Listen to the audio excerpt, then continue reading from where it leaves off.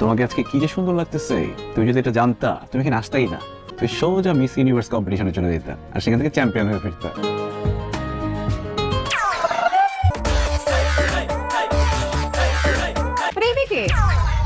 এই মেয়ে তোমার সাথে এইভাবে কথা বলতেছে কেন? আশিক, এই মেয়েকে? এক মিনিট। এই মেয়ে কি? হ্যাঁ, রেস্টুরেন্টে নিয়ে খাইতেছ কে? আরে আমার বোন, বোন? আমার আপন বড় খালাতো বোন, আমার চেয়ে বয়সে বড় তো, আর সে তো বিবাহিতা। তার হাজবেন্ড আমাকে রিকোয়েস্ট করে বলছে যাতে ওকে নিয়ে আমি ঘুরতে আসি। কি হয়েছে ওনার? ডাক্তার বলছে ওনার নাকি বাচ্চা হবে না। ওনার বাচ্চা হবে না? তুমি করতে নিয়ে আসছো কেন? হাজবেন্ড করতে পারে না? হাজবেন্ড তো পারে না, সে তো অস্ট্রেলিয়া থেকে সময় দিতে পারে না, এই জন্যই তো আমি নিয়ে আসছি। জান বুঝি নাই, জান সরি, বুঝি নাই একদম। তুমি যে আমার গার্লফ্রেন্ড, আপাকে কিন্তু সেটা বলা যাবে না, যদি আমাকে বলে দেয় সর্বনাশ হয়ে যাবে। তুমি বলবা কি আমি তোমার বেস্ট ফ্রেন্ড? ও, এটা ভালো। তুই এই মেয়ে তোমার সাথে এভাবে রিঅ্যাক্ট করতেছে কেন? তোমার সাথে এই আস্তে কথা বলো, তুমি জানো এই মেয়েকে? না, জানি না কে। এই মেয়ে আমার বোন। এই মেয়ে যদি জানে যে তুমি আমার গার্লফ্রেন্ড, সে তো আমার আব্বুকে বলে দিবে। এই জন্য তাকে বলছি কি যে তুমি আমার বেস্ট ফ্রেন্ড, ঠিক আছে?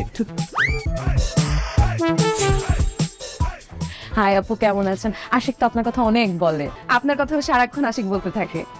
আল্লাহ আছে উপরে, দেখবেন সবকিছু ঠিক হয়ে যাবে। ছোট একটা বাচ্চারই তো ব্যাপার, দেখবেন চেষ্টা করতে থাকেন, হয়ে যাবে।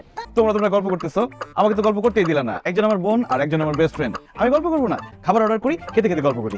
না না, আপনারা খান, আমি আরেকদিন বসবো, আমি আসি। সেটাই ভালো হয়নি। আপু, আপনি কিন্তু একদম মন খারাপ করবেন না, আমি আপনার কষ্টটা বুঝতেছি। বাচ্চা চলে আসবে, সমস্যা নেই। আল্লাহ, বেঁচে গেছি।